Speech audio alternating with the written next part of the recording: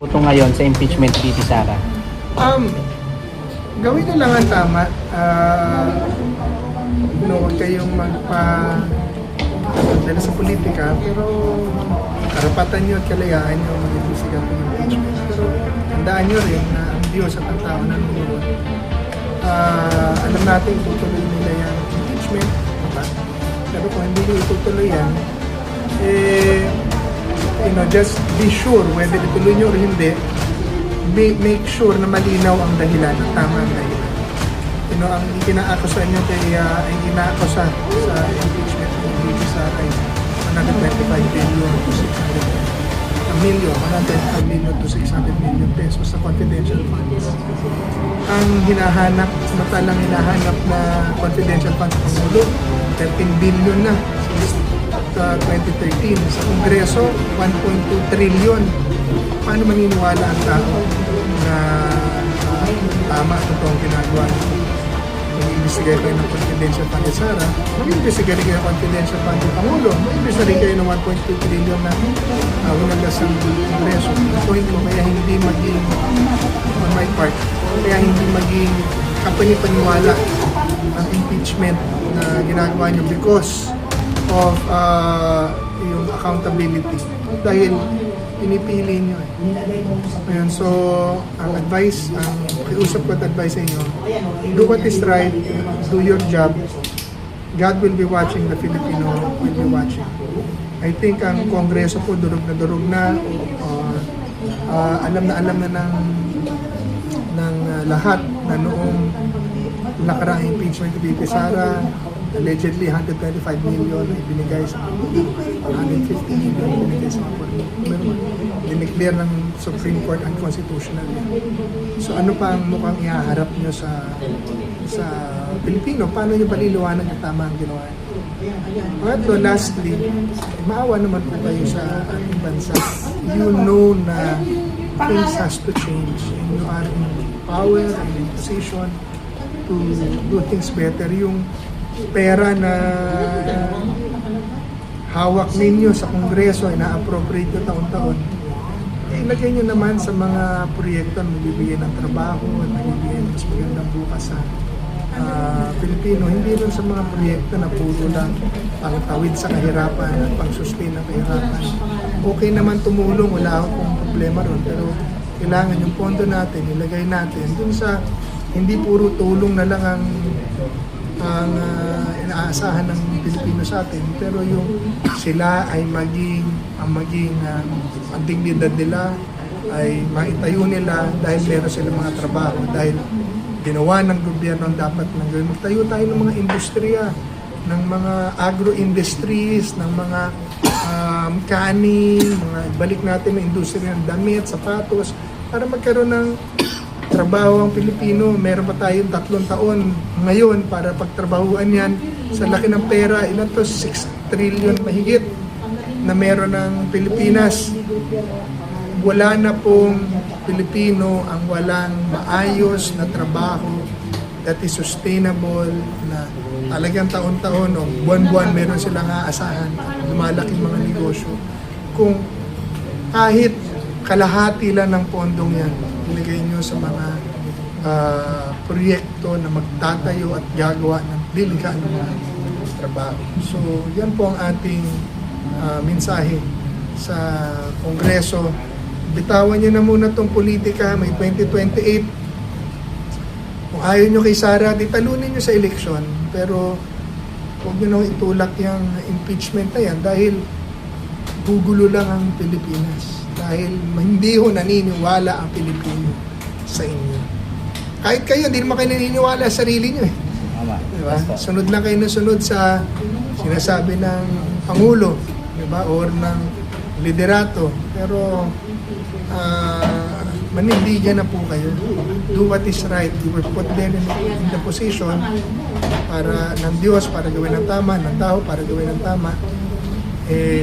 Alam naman natin na nagkamali tayong lahat, pero ito ay pagkakataon na tayo ay magsisi, magbago at gawin po ang tama. Thank you, sir. Thank you po. Sir, Secretary, may tatanong pa ako, isa na lang, no? Paano yung pangalan mo ginagamit ng ibang tao para pumunta ka ng abroad.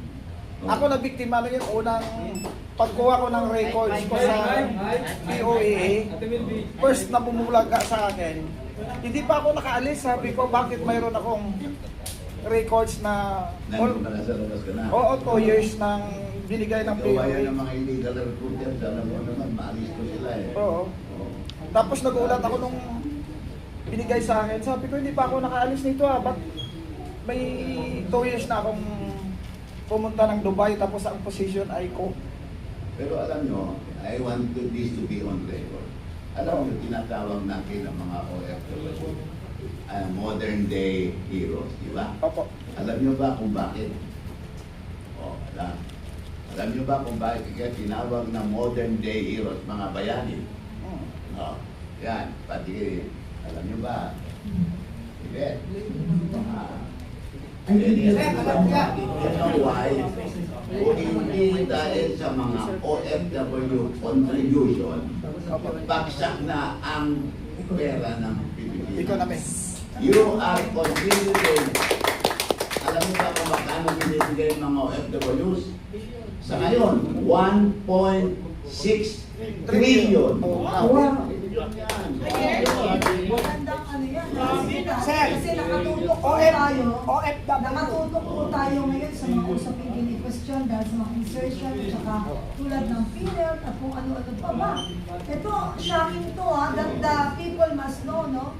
Lahat ng mga kababayan natin dapat ninyong malaman. Kaya pala sila yung tinaguri ang bayani or Kaya- the modern heroes. Modern day heroes talaga yan. Trilyon pa lang pinapasok ng OFW. Alam ba ng mga Pilipino yan? At saan napupunta? Bakit magpanggang ngayon, hindi na ibibigay yung tamang benepisyo para sa kanila? Hindi, pero Kapeli, ang ano doon more than the amount, no? More than the amount. It is the fact that babagsak ang ating ekonomiya kung wala ang contributions ng mga OFWs. Yun eh. More than the amount. Kaya, saludo po. Ma'am, OFW is considered economic soldier. Correct. Ang ganda. Ang ganda. Ang ganda. Economic soldiers. Ang kagandang mga talinhaga at dapat mailagay, no? Sa konsyensya ng bawat Pilipino. Kahit po nandito kami po kasi yung maraming salamat, kami yung nakikinabang din po sa mga contributions ninyo. Hindi ho ito na re-realize ng mga Pilipinong nandito sa Pilipinas. Kung gaano kalaki ang inyong contribution, kung bakit hanggang ngayon nakakatanggap po kami ng mga benepisyo. Ang laki po ng inyong sakripisyo. Maraming salamat. Kaya pala ganun din ang pagmamalasakit ni dating Presidente Duterte. Ganon din ang pagmamalasakit namin sa Pangulong Duterte at sa mga PDP laban. Dahil na lang ang PDP Maraming laban ang salamat po sa lahat ng ating mga modern heroes, ang ating mga minamahal na OFW. Ngayon po lang napagtanto, nakatutok tayo sa PhilHealth at kung ano-ano mga pera meron ang iba't ibang departamento o ahensya ng gobyerno. Ito, nakakagulat. May trilyon pala. Yan ang gagaling sa ating mga OFWs na dapat malaman ng lahat ng Pilipino. Yes. Every year yan. Every year, ha? Every year. O, pag-check ninyo yan, baka nawawala rin yan. Mahirap na, kaya talagang shout it out sa sambayan ng Pilipino that every Filipino must know na may trilyon perang pinapasok ang OFW taon-taon. Kaya, makikapagmatsyag. Kasi kung sa PhilHealth, mangilan-ilan lang yun, hanggang ngayon, hindi pa nakikita. May sinole, pero sa salita, pero hindi mo nadadama, wala sa gawa. Ito, matyagan at susugan at bantayan ang trilyong pisong perang pinapasok ng ating mga modern heroes. Kailangan pag-ingatan natin yan. So, Ma'am Penny, it's a high time naman po siguro na magpasalamat kami kay Tatay Digong. Kasi po, wala kaming kalam-alam na nung na-launch yung OSCA 2016, wala kaming alam na sa kanya na yon. Kasi 2005, kung saan-saan kami departamento pupunta kami ng DFA, SSSS, So napapagastos kami ng malaki. Pero nung 2016, na-experience ko po yun mismo. Di ko na sa Plus Ople building pa kasi talaga yun noon. So noon ko lang nalaman yung one-stop service center for OFW. So nakahintay ka na lang doon, nandun mo na kukunin lahat-lahat. So no need na bumiyahe ka ng iba't ibang departamento. Unknowingly, na kay Tatay Digong na pala yun. So thank you so much kay CRI. Thank you very much. Alam mo, sa totoo lang, meron tayong money today. Kung alam lang natin na ganito yung senaryo mangyayari, dito kayo, dyan kami. Para mas malakas yung tinig ninyo. Kasi hindi, oo eh. Sa susunod Sorry, kung ma'am. hindi tayo gano'n, dyan kami, dito kayo. Sorry. Kayo yung tatanong sa inyo. Kasi sa totoo lang, lahat ng tao may alam. But you don't have the guts to question para sa ikapapanatag at ikalilinaw ng lahat ng usapin. Salamat sa PDP ba? Yan po yung inaantay Tapos namin. kay Secretary Billion, no, yung Kaya- OFW ID napakahalaga. Yan, Oo. Kung makikita po ninyo yung logo ng ating kapiyan, ano yung nakikita nyo? Ang bawat Bawat tinig. tinig. Kaya Kaya mahalaga. kaya nandito kami. Ay, mahalaga. Opo, eh ngayon lang naman kayo nagagaganyan. Kung alam lang namin, kami rin na sekretary ang umupo dyan at kayo ang nandito. Mas malinaw na maririnig ng taong bayan dahil napaka-importante po nung impormasyon pong dinala nyo ngayon at salamat po dahil sa tapang na pinagkakas nyo. Alam mo, sa totoo lang ha, kaibet sorry, mangyayari. Kasi ito, gusto kong tuloy-tuloy at mainit ang usapin dahil hindi natin nakalain ang ating mga vloggers sa puro OFW. Ma'am, ito yung way namin pakita kay Tatay Digong na kayo na mga nalalaman namin. Malaki-laki makukuha ng mga tulad ng nalaman nila.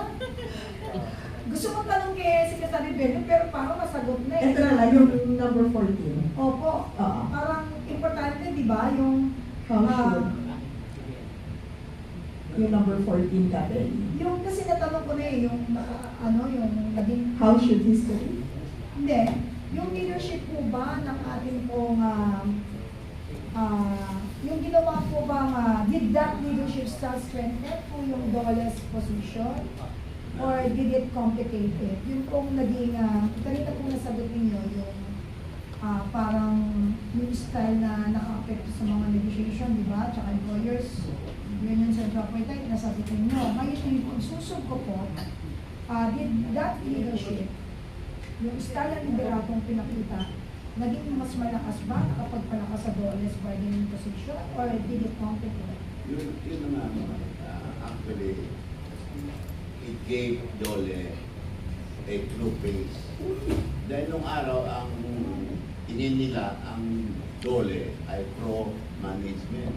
So, na puro pabor sa ang decision ng mga NLRC, gano'n, at yung mga arbiter, puro pabor sa mga employer. Pero pagdating ng panahon, ay napakita na ni Pangulong Duterte through the Department of Labor na wala ang pinapanayagan, kundi pareho tinitingnan as partners in the business. Walang negosyante kung walang empleyado. Walang negosyo kung walang empleyado at walang employer. Para merong negosyo, kailangan merong manager, may owner, may investor, at merong worker. Yun. Secretary, pabor ba kayo dun sa pagbuwag ng provincial rate? Ng provincial rate. Opo. Sa business, sa kondo. Sa sweldo mo? Yung sa tripartite. Sinusulong kayo ni Kong Eli San Fernando. O kasi kuan naman. Pabor ba kayo? May yung regional, kasi meron wage board eh. Opo. O, may wage board, regional. Oo. Yung regional wage board na yan, sila ang nag-assess sa financial and business situation at doon sila nagre-recommend ng wage increase or wage decrease. Yun. Pero palagay ko tama pa rin yun. No? Buwagin ano?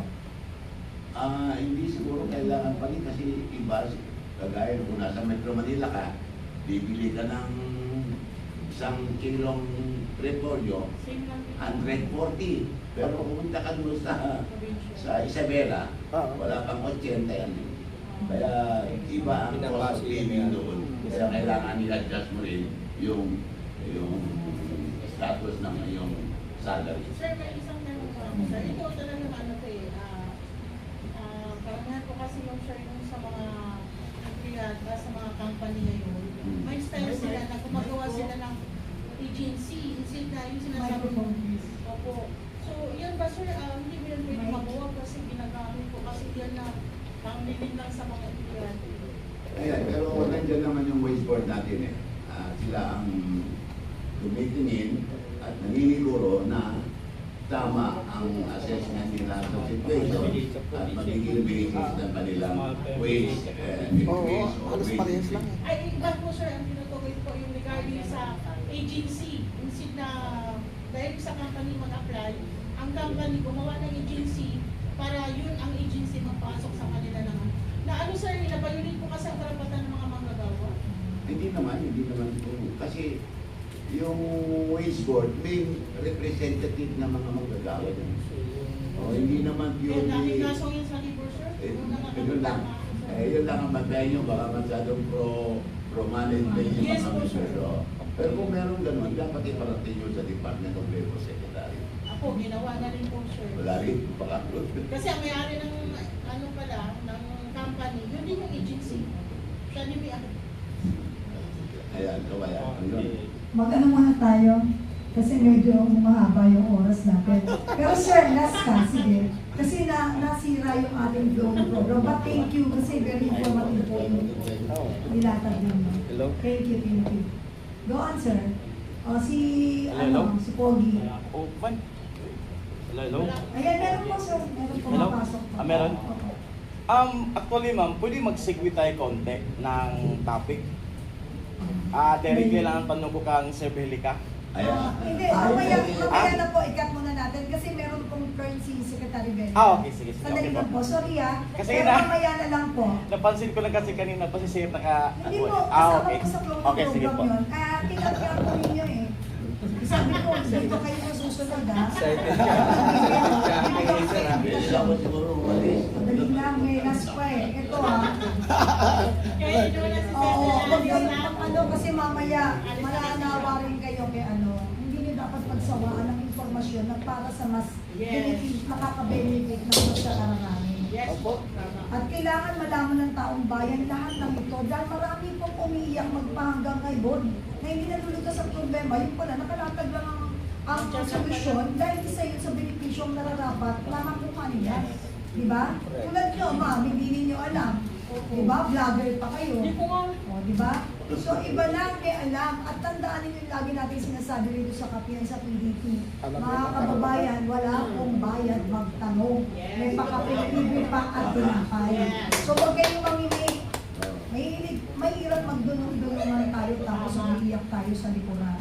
So, ngayon po, na ilatag na ng gusto, kompleto, pero meron tayong gusto talagang bigyan diin ang ating pambotihin Secretary Benyo.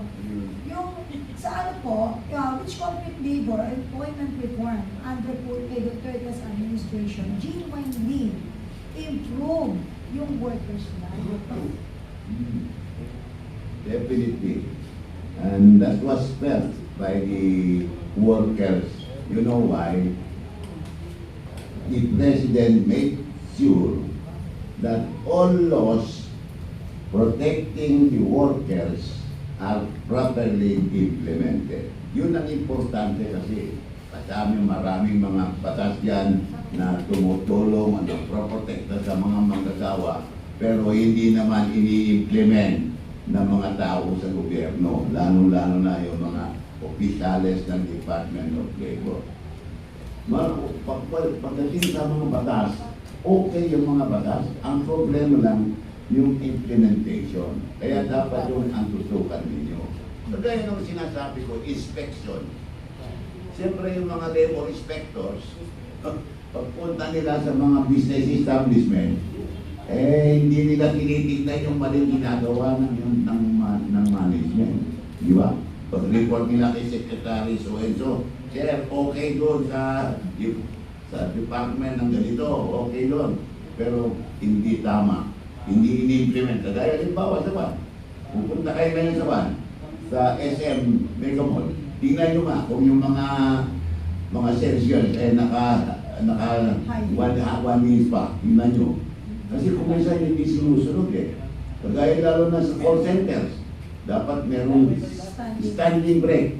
Marami pa rin nagre-reklamo na hindi sinusunod. So it's a matter of implementation. Kaya yun ang dapat yung tutukan.